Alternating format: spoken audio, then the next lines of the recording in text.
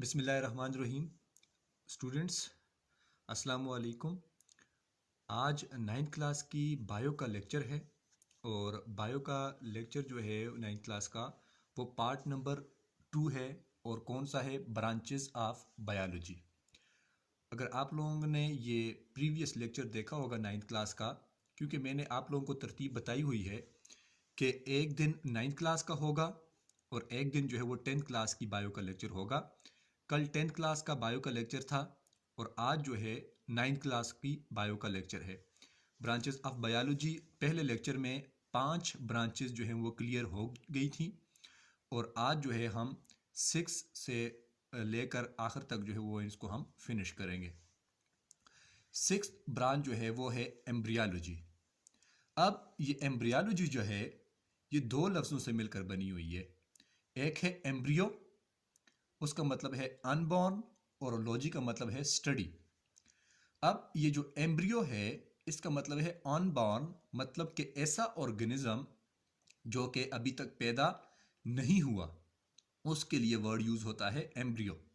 ठीक है, मिसाल के तौर पर यानी एक ऐसा अंडा जिसमें से चूजा जो है वो अभी तक नहीं निकला हो, वो अनहैच्ड एग हो। ठीक है, यानी वो अंडा जो है वो टूटा हुआ ना हो।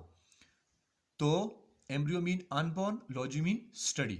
अब इसमें हम क्या पढ़ते हैं? अब आप लोगों को जब एम्ब्रियो वाला वर्ड का मीनिंग जो है वो क्लियर हो गया है, तो अब आप इस ब्रांच को डिफाइन कर सकते हो कि डील्स ताल्लुक है विद द एम्ब्रियो, एम्ब्रियो के साथ, एंड फिनोमेना और प्रोसेस इन्वॉल्व्ड जो कि शामिल है in the formation of embryo, यानी एम्ब्रियो के बनने में, एंड इट्स डेवलपमेंट और इसकी जो है वो बढ़ोतरी में, इनटू अ न्यू ऑर्गेनिज्म, जब वो एक नया ऑर्गेनिज्म बनता है। इस ब्रांच को क्या कहते हैं? एम्ब्रियोलॉजी। 6 number branch. अब हम नेक्स्ट ब्रांच की तरफ जाते हैं जो कि है टेक्सोनोमी। टेक्सोनोमी, ये जो वर्ड टेक्सा है इसका मतलब होता है क्लासिफिकेशन। क्लासिफिकेशन का मतलब क्या है? तरतीब देना। ठीक है, अच्छा, अब इसमें हम क्या पढ़ते हैं? इसमें हम पढ़ते हैं study of classification of organisms and their scientific naming. मतलब के ऑर्गेनिजम्स को हम क्लासिफाई करते हैं। उनकी क्लासिफिकेशन हम कैसे करते हैं कि मुख्तलिफ किस्म के ऑर्गेनिज्म हो सकते हैं। ठीक है, उनको अलग अलग क्लास में रखना, उनको अलग अलग जगह में रखना। ठीक है, जिससे फ़ायदा क्या होता है? जिससे उनको स्टडी करने में, उनके बारे में जानने में, उनके नुकसानात, उनके फ़ायदे बारे में जानने में जो है फ़ायदा होता है। तो इसलिए जो है वो इसको यूज़ करते हैं, जिसका ब्रांच का नाम क्या है? टेक्सोनोमी। और ये प्रोसेस यूज़ करते हैं कौन सा? क्लासिफिकेशन का। और उनको साइंटिफिक नाम देते हैं, अलग अलग ऑर्गेनिज्म के अलग अलग नाम देते हैं। ब्रांच नंबर 8 है वो है सेल बायोलॉजी। सेल बायोलॉजी का दूसरा नाम है साइटोलॉजी, क्योंकि जो वर्ड साइटो है इसका मतलब है सेल। ठीक है, तो इसका जब इजी जो है वो इसकी डेफिनेशन बनती है कि स्टडी ऑफ सेल। क्यों? Cytology, cyto mean cell, logy mean study. Study of cell, cell के बारे में पढ़ते हैं। एंड देयर ऑर्गेनेलीज, ऑर्गेनेलीज मतलब इसके अंदर जो है वो ये पाई जाती हैं। जैसे कि आप लोग इस बुक में जैसे आगे जाओगे तो आप लोगों को जो है वो पता लग जाएगा कि कौन कौन सी होती हैं। जैसे कि माइटोकॉन्ड्रिया होती है। ठीक है, इसी तरीके से जो है वो आप मज़ीद जो है वो गोल्जी एपरेटस, ये चीज़ें जो हैं आप लोग पढ़ोगे, यानी सेल के बारे में पढ़ते हो और उसकी ऑर्गेनेलीज के बारे में पढ़ते हो। That is called as cell biology और साइटोलॉजी। ब्रांच नंबर 9 है जिसका नाम है पैलियोंटोलॉजी। जो वर्ड पैलियो है इसका मतलब होता है फॉसल्स, और फॉसल्स का मतलब होता है डेड रिमेन्स, यानी जो मर जाते हैं। ठीक है, मर जाने में जो है ऑर्गेनिज्म कौन से हो सकते हैं? प्लांट्स के भी हो सकते हैं और एनिमल्स के भी हो सकते हैं। तो palaeo mean fossil and logy mean study. Palaeontology को जो है वो इजी डेफिनेशन तो ये बनती है कि स्टडी ऑफ फॉसल्स, मगर बुक वाले ने इसको आगे भी जो है वो डिवाइड किए हुए कि palaeo botany and palaeo zoology. Botany, ये पहला लेक्चर जो है वो जिसमें हमने कहा था बॉटनी वर्ड निकला है बोटोनिकस से, जिसका मतलब है प्लांट्स। ठीक है, और जो वर्ड जू है उसका मतलब है एनिमल्स। सो अगर पैलियोंटोलॉजी का मतलब है स्टडी ऑफ फॉसल्स, तो palaeo botany mean study of plants, plant fossils. ठीक है। And palaeozoology means study of fossils of animals, ठीक है। तो इसके बारे में हम पढ़ते हैं, जिस ब्रांच को हम क्या कहते हैं, पैलियोंटोलॉजी। थोड़ा सा रिवाइज कर लें कि palaeontology study of fossils, and palaeobotany study of fossils of plants, and palaeozoology study of fossils of animals. ठीक हो गया, ब्रांच नंबर 9 होगी। आगे जो है वो हम जाते हैं ब्रांच नंबर 10 के बारे में। 10 का जो है वो नाम है वो है इम्यूनोलॉजी। अच्छा, अब ये जो इम्यूनोलॉजी है, इसमें वर्ड इम्यूनो जो है इसका मतलब है इम्यून। अच्छा, अब ये इम्यून जो है इसको इम्यून सिस्टम कहते हैं, तो फिर आप लोगों को इसका मतलब जो है वो क्लियर हो जाएगा। इम्यून सिस्टम हम कहते हैं दिफाई निज़ाम को। दिफा हम किसको कहते हैं कि कोई चीज़ जो है वो अटैक कर रही हो, उसको जो है वो रोके, उसके लिए हम क्या वर्ड यूज़ करते हैं, दिफा का। अब ये स्टडी ऑफ इम्यून सिस्टम, क्योंकि लॉजी मीन स्टडी, अब ये इसका ताल्लुक क्या है? इसका ताल्लुक ये है कि ह्यूमन बॉडी के अंदर एक सिस्टम मौजूद होता है जिसको हम कहते हैं इम्यून सिस्टम, मतलब दिफाई निज़ाम है। वो जो है वो किससे मिलकर बनता है? वाइट ब्लड सेल से। ब्लड सेल जो है वो 3 किस्म के होते हैं, एक होता है आरबीसीज रेड ब्लड सेल्स, एक होते हैं वाइट ब्लड सेल्स, और एक होते हैं प्लेटलेट्स। रेड ब्लड सेल्स जो है वो उनका जो मेन फंक्शन होता है वो ऑक्सीजन को कैरी करके जाते हैं बॉडी के एक हिस्से से दूसरे हिस्से की तरफ। जो वाइट ब्लड सेल्स हैं उनको हम आर्मी सेल्स ऑफ बॉडी भी कहते हैं, क्योंकि ये दिफाई निज़ाम जो है वो उसको एक्टिव रखते हैं, दिफा करते हैं हमारी बॉडी का किसके खिलाफ, जो है वो उन माइक्रो ऑर्गेनिजम्स के खिलाफ जो कि डिजीज काज करते हैं, ठीक है। So that's why white blood cells are also called as army cells of the body. ठीक हो गया, लॉजी मीन स्टडी, ठीक हो गया। तो इम्यूनोलॉजी स्टडी ऑफ इम्यून और इम्यून सिस्टम, और इसका जो है वो ज़रा सा एक्सप्लेन किया हुआ है कि डील्स ताल्लुक बनता है with the bodies system of defence against disease causing micro organism.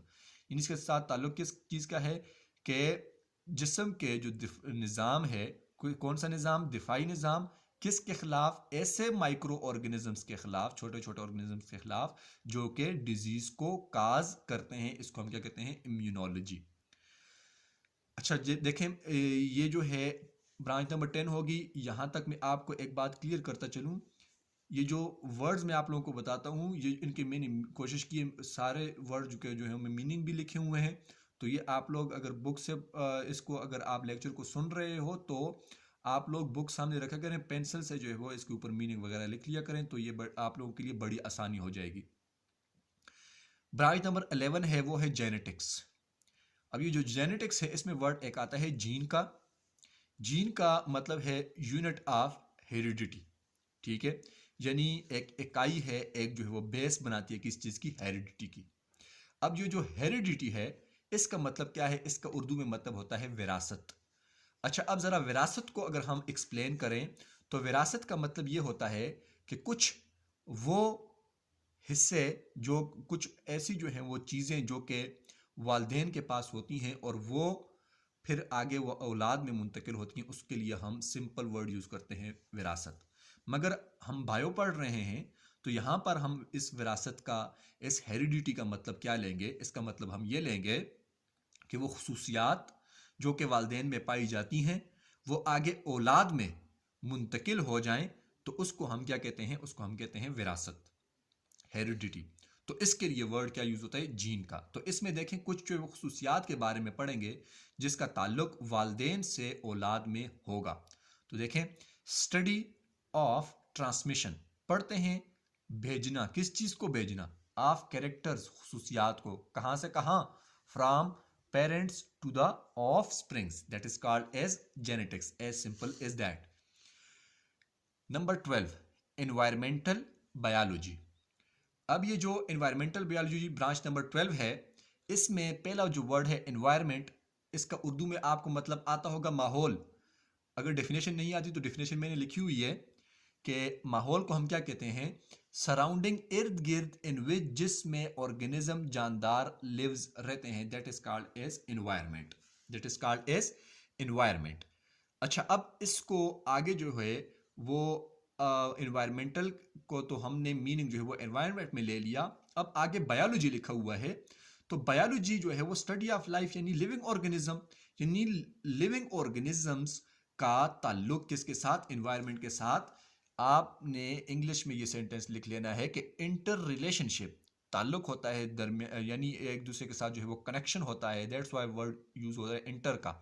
Inter relationship ताल्लुक बनता है, गहरा ताल्लुक बनता है किसका, ऑर्गेनिज्म का एंड एनवायरनमेंट का, जानदार का और माहौल का। देखें बहुत सारी जो है वो इसमें एग्जांपल्स आ सकती हैं, एक दो मैं आप लोगों को बता देता हूँ।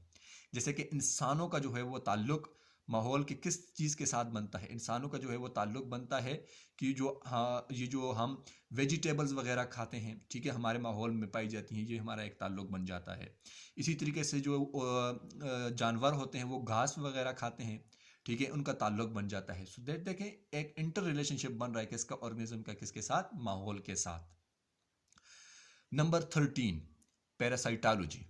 पैरासाइटोलॉजी में फिर दो वर्ड्स आ रहे हैं, पैरासाइटो एंड लॉजी। पैरासाइटो वाला वर्ड पैरासाइट, पैरासाइट हम किसको कहते हैं पहले मैं आपको उर्दू में बता दूं।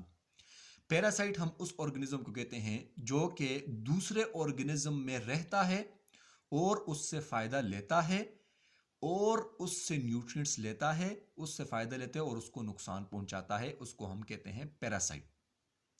ठीक है, अच्छा अब ये पैरासाइट, इधर मैंने डेफिनेशन लिखी हुई है कि an organism that lives on or in or on भी हो सकता है, in or on an organism, यानी एक ऐसा ऑर्गेनिज्म जो कि किसी भी ऑर्गेनिज्म के ऊपर रहता है, यानी वो जिसके ऊपर रहते तो वो क्या हो जाएगा, होस्ट हो जाएगा ना, मेजबान।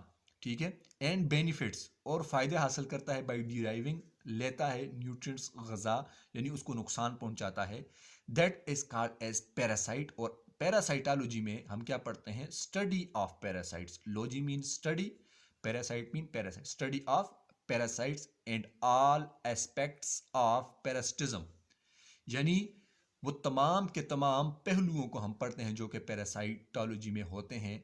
पैरासिटिज्म जो है वो क्या है, ये एक प्रोसेस है, ठीक है। पैरासाइट क्या है, एक ऑर्गेनिज्म है। पैरासाइटोलॉजी क्या है, ये आपके पास एक ब्रांच है, ठीक है।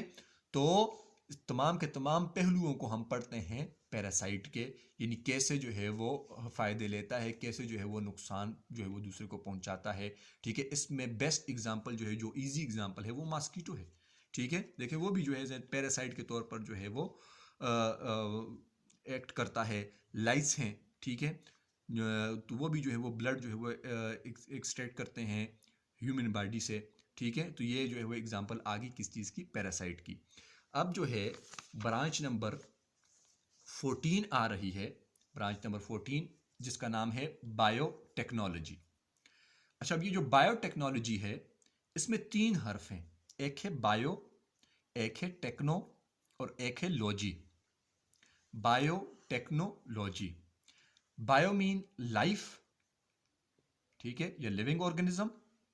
टेक्नो वर्ड टेक्निक से, यानी मेथड्स, तरीके, एंड लॉजी मीन स्टडी। अच्छा, अब मैं आगे अगर ना जाऊं तो यहां से मैं आप लोगों को बता दूं कि उन तरीकों को पढ़ना जिसका फायदा जो है वो लिविंग ऑर्गेनिजम्स को हो, that is called as biotechnology. ठीक हो गया। आगे देखें, लिखा भी हुआ है कि study of those techniques which are used fullness for the organism or organisms gets benefited from those techniques are called as biotechnology. ये एक बड़ी वसी जो है वो ब्रांच है, ठीक है। इसमें मेडिसिन वगैरह जो है वो भी जो है वो एक्सट्रैक्ट उसको भी हासिल करते हैं कई सारे ऑर्गेनिज्म से, जिसका फ़ायदा जो है वो ह्यूमन बीइंग्स को, बाकी ऑर्गेनिजम्स को हो सकता है। फिर है ब्रांच नंबर 15 सोशोबायोलॉजी। अच्छा, अब इसमें देखें जो पहला हर्फ है सोशो वर्ड निकला है सोशल से, सोशल का मतलब होता है मुआशरती।